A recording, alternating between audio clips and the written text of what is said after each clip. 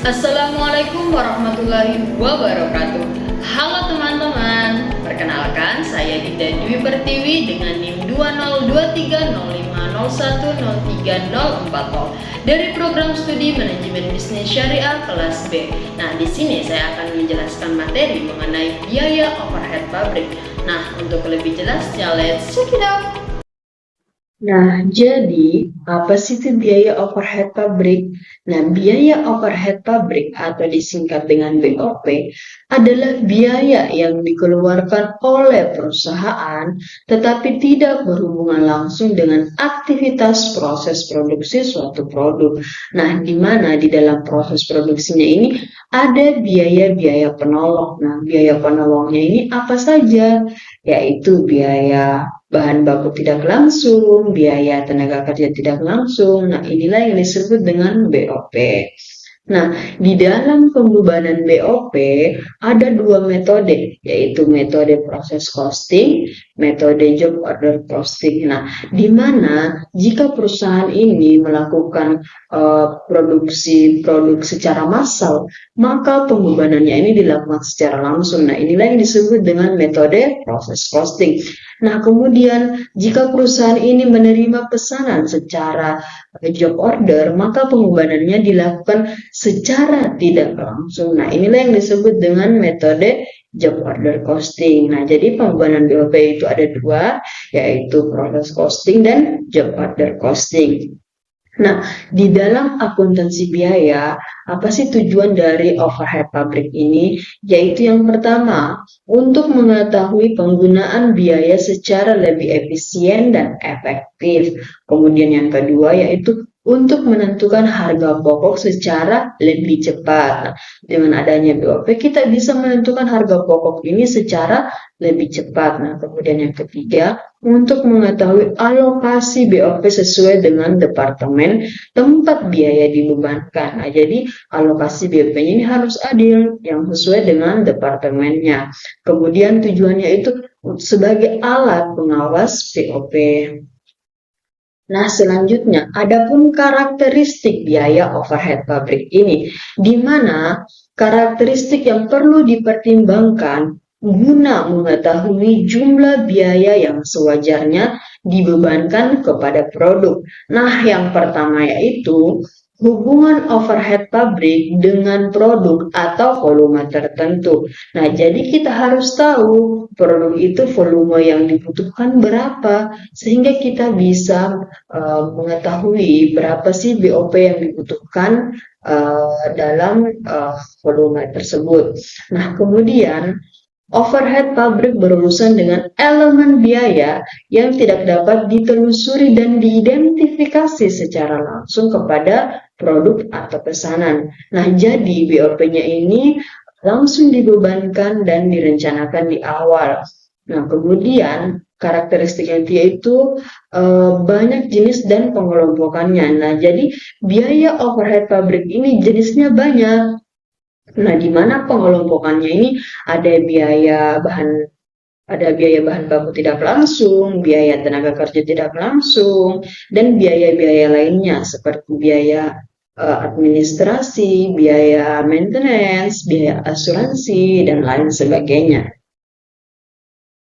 Nah, untuk lebih jelasnya, kita lihat pada pengelompokan biaya overhead pabrik. Nah, kita lihat pengelompokan BOP ini ada tiga, yaitu menurut jenisnya, menurut sifatnya, dan menurut hubungan departemen. Nah, kita bahas satu-satu dulu. Nah, pengelompokan BOP menurut jenisnya, yaitu ada biaya bahan baku tidak langsung atau disebut dengan biaya penolong, yang seperti saya katakan di awal tadi. Kemudian ada biaya tenaga kerja tidak langsung, ada biaya reparasi dan pemeliharaan, ada biaya penyusutan aktiva, ada biaya asuransi, biaya listrik, air, telepon, dan lainnya. Nah, inilah yang disebut dengan pengelompokan BOP menurut jenisnya. Nah, kita lihat pada pengelompokan BOP menurut sifatnya. Nah, di sini kita lihat ada tiga, ada BOP tetap, Ada BOP variabel, ada BOP semi variabel. Nah, kita lihat pada BOP tetap. Nah, BOP tetap ini merupakan BOP yang tidak berubah dalam kisaran waktu tertentu pada perubahan volume kegiatan tertentu. Nah, jadi dia tetap tidak berubah jumlahnya. Nah, kemudian yang kedua BOP variabel. Nah, BOP variabel ini merupakan BOP yang berubah sebanding dengan perubahan volume produksi. Nah, jadi dia berbeda dengan BOP yang di atas, dia tetap, sedangkan BOP variabel ini dia berubah. Nah, kemudian kita lihat pada BOP semi variabel. Nah, BOP semi variabel merupakan BOP yang berubah tidak sebanding dengan perubahan volume kegiatan. Nah, sebenarnya berubah di mana dalam setiap bulannya itu BOP ini wajib dikeluarkan.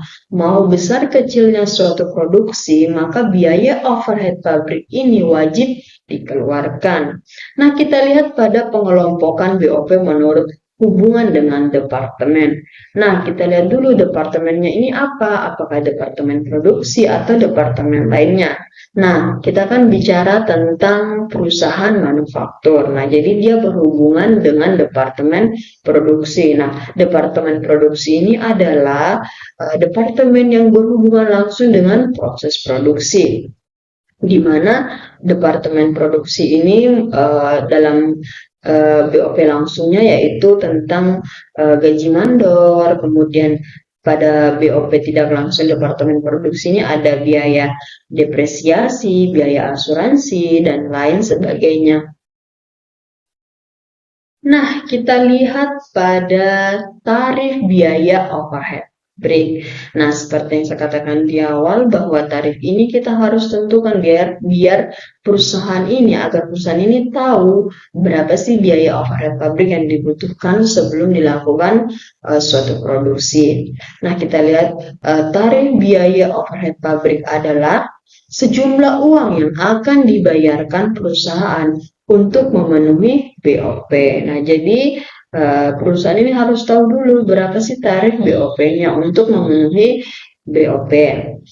Nah, kemudian pembebanan BOP dapat didasarkan pada tarif yang ditentukan di awal, di mana yang pertama itu perubahan tingkat kegiatan produksi dari bulan ke bulan. Kemudian yang kedua, perubahan tingkat efisiensi produksi. Kemudian yang ketiga, adanya BOP yang terjadi secara periodik. Nah, selanjutnya menyebar tidak merata selama jangka waktu satu periode. Kemudian yang kelima, BOP tertentu sering terjadi secara teratur pada waktu-waktu tertentu.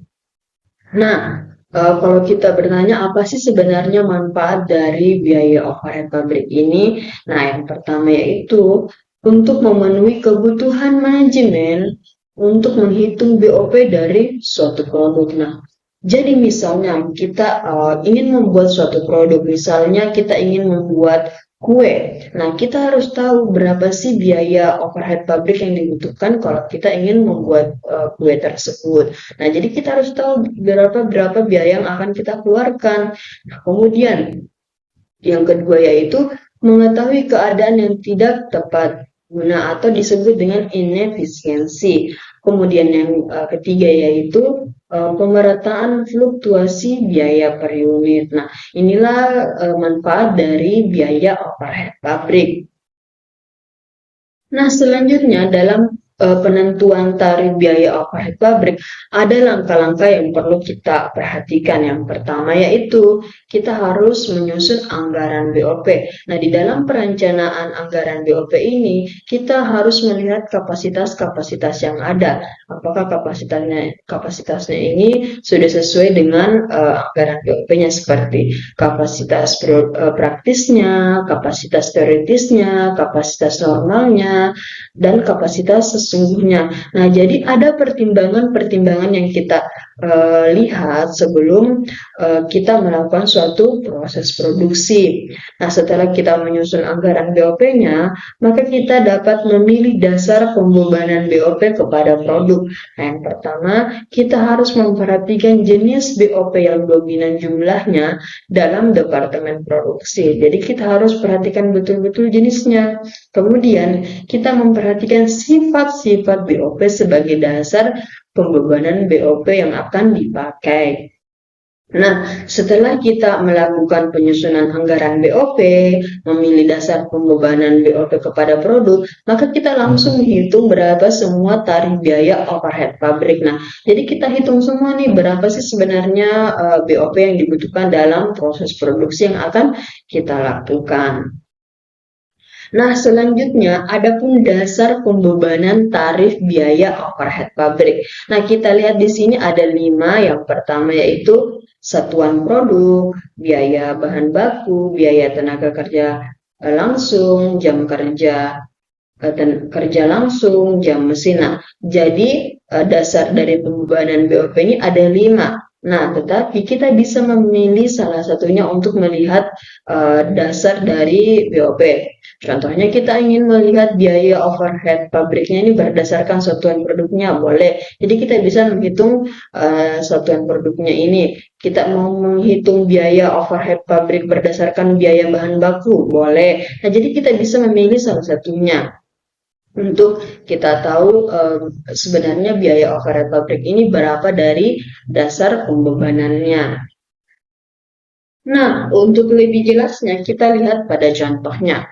Nah, berikut ini adalah anggaran BOP pada salah satu perusahaan manufaktur dan rencana biaya serta produksi pada tahun 2020. Nah, kita lihat ini adalah anggaran BOP pada perusahaan manufaktur. Nah, kita lihat soalnya. Berdasarkan data tersebut, tentukan tarif BOP yang akan dibebankan kepada produk jika dasar yang dijadikan pembebanan adalah satuan produk, biaya bahan baku, biaya tenaga kerja langsung, jam kerja langsung, dan jam mesin. Nah, oke, kita lihat. Nah, kita lihat BOP berdasarkan satuan produknya. Kita lihat di sini. Tarif BOP per unitnya. Rumusnya yaitu taksiran BOP per taksiran jumlah produksi. Jadi kita masukkan angkanya, taksiran BOP-nya itu adalah ini 180 juta. Kemudian kita bagi dengan taksiran jumlah produksinya yaitu sebesar 48.000 unit. Nah, jadi 180 juta ini kita bagi dengan 48.000 unit. Nah, jadi kita mendapatkan tarif BOP per unitnya itu adalah Rp3.750. Nah, jadi kita bisa tahu nih tarif BOP dari satuan produknya itu adalah Rp3.750. Nah, jadi dengan kita menghitung ini kita bisa melihat bahwa oh ternyata dalam tarif BOP satu produk per unitnya itu sebesar Rp3.750.000. Nah, kemudian kita menghitung tarif BOP berdasarkan biaya bahan baku. Nah, kita lihat pada persentase BOP dari BBB yaitu biaya bahan baku langsung. Nah, rumusnya itu taksiran BOP dibagi dengan taksiran BBB dikali 100. Nah, kenapa dikali 100 ini? Untuk memudahkan kita untuk melihat persentase BOP-nya. Nah, kita masukkan saja taksiran BOP-nya itu 180 juta, kemudian kita bagi dengan taksiran BB-nya sebesar biaya bahan bakunya sebesar 360 juta. Nah, jadi kita bagi, nah hasilnya itu adalah 50%. Nah, jadi kita lihat, oh ternyata persentase BOP dari BBB-nya ini adalah sebesar 50%. Nah, contoh, nah jika biaya bahan bakunya ini sebesar 2 juta, maka kita bisa tahu 50% ini merupakan persentase BOP dari BBB-nya sebesar 2 juta, maka BOP-nya itu adalah sebesar 1 juta. Nah, selanjutnya kita hitung tarif BOP berdasarkan biaya tenaga kerja langsung atau kita singkat dengan BTKL. Nah, kita lihat persentase BOP dari BTKL-nya itu rumusnya taksiran BOP dibagi dengan taksiran biaya tenaga kerja langsung. Kemudian dikalikan dengan 100%. Nah, kita masukkan taksiran BOP-nya sebesar 180 juta, kemudian biaya tenaga kerja langsungnya sebesar 240 juta. Nah, kita bisa lihat hasilnya itu adalah 75%. Nah, jadi kita bisa mengetahui persentase BOP dari biaya tenaga kerja langsungnya ini sebesar 75%. Nah, jika biaya tenaga kerja langsungnya itu sebesar 10 juta, maka BOP-nya ini sebesar 7.500.000. Nah, kemudian kita lihat pada jam kerja langsungnya. Nah, BOP berdasarkan jam kerja langsungnya, rumusnya itu tarif BOP per jam tenaga kerja langsung, yaitu taksiran BOP dibagi dengan taksiran JKL. Nah, kita masukkan lagi taksiran BOP-nya sebesar 180 juta, kemudian kita bagi dengan taksiran jam kerja langsungnya sebesar 24.000 jam. Nah, jadi hasilnya itu adalah 7.500. Nah, jadi tarif BOP per jam kerja langsungnya itu adalah 7.500. Nah, kita lihat lagi BOP berdasarkan jam mesin.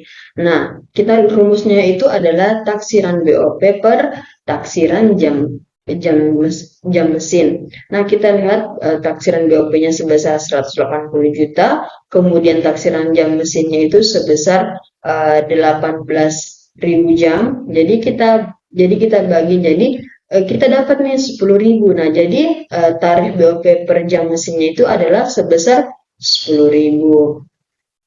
Nah, itulah tadi dasar-dasar pembebanan BOP dari kelima, yaitu ada satuan produknya, biaya bahan bakunya, biaya tenaga kerja langsung, jam kerja langsung, dan jam mesinnya. Nah, jadi dengan itu kita bisa melihat nih berapa sih sebenarnya biaya overhead pabrik berdasarkan pembebanannya. Nah, kalau untuk lebih jelasnya, inti dari biaya overhead pabrik ini adalah kita ingin menghitung berapa sih biaya-biaya yang dibutuhkan untuk melakukan suatu produksi. Entah itu kita mau buat suatu makanan, kita ingin membuat suatu pesanan produk dari customer, dan jadi kita harus menghitung biaya overhead pabriknya. Nah, itulah tadi penjelasan mengenai biaya overhead pabrik. Semoga bermanfaat untuk kita semua. Terima kasih. Assalamualaikum warahmatullahi wabarakatuh. Bye-bye.